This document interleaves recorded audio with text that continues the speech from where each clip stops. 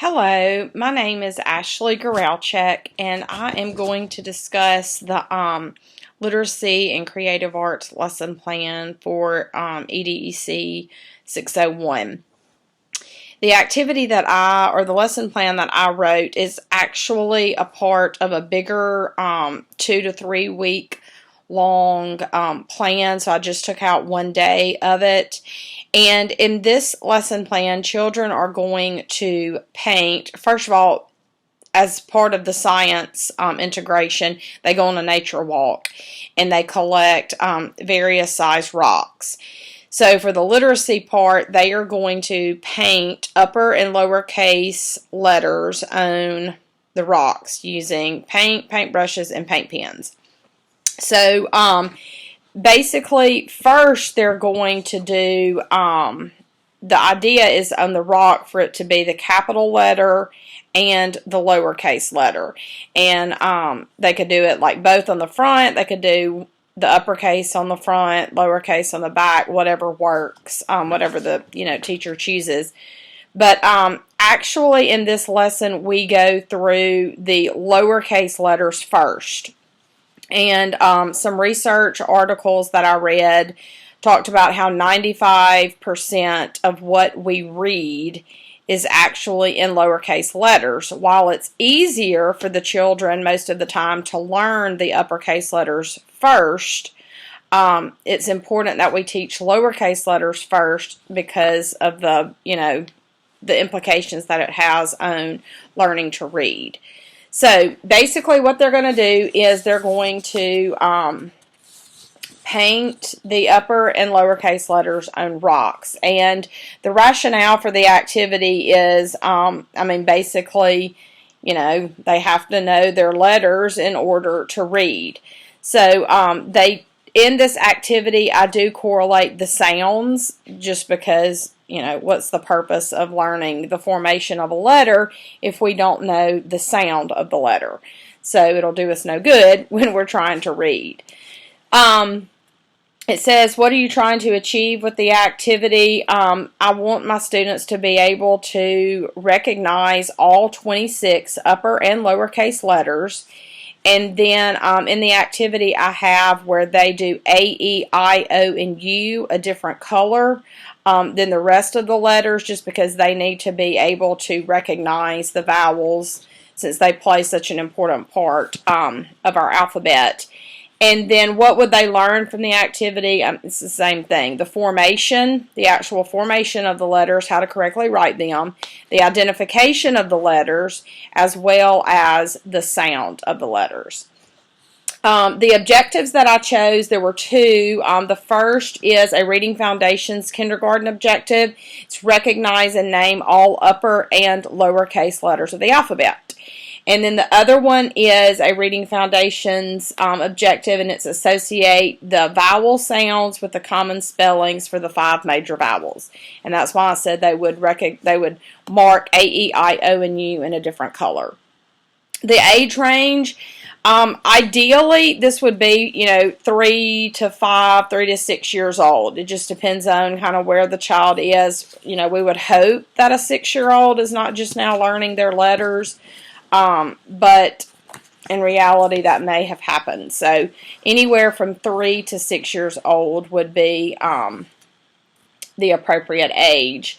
The materials, I did associate with this lesson Dr. Seuss's ABC book, and that's just for the recognition of the letters. And then you're going to need paint and paint brushes, paint pens, rocks.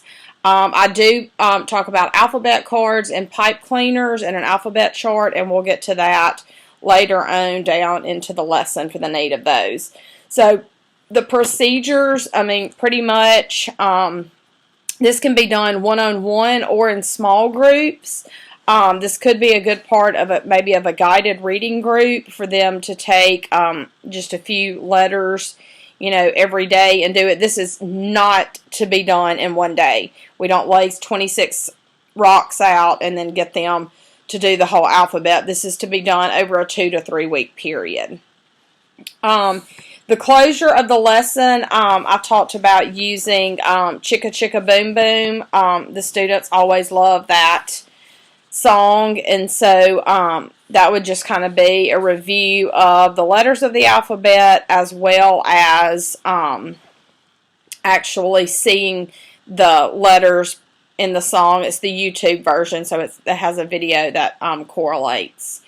The assessments that I chose were two. I did an observation, just as an informal assessment where the teacher can walk around, and see what letters the child recognizes, ones that they're able to do the uppercase and the lowercase letters of, and then even if you did it in a guided reading group, if you said, okay, draw me the uppercase and lowercase F, you could make the observation of whether or not the child understood or was able to actually form the letter, and then check for whether or not they know the sound that F makes.